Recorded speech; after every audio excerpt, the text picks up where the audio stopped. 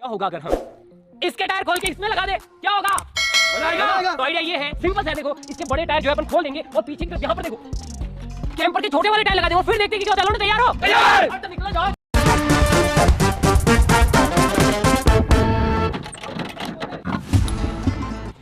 Camper के tyre तो हमने खोल दिए हैं, लेकिन दिक्कत ये है कि हमारे पास कार का जैक तो लेकिन ट्रैक्टर का नहीं, ये लग जाएगा। अरे रुक जा बाबू, टायर का खोल दे, जैक तो लगा दे।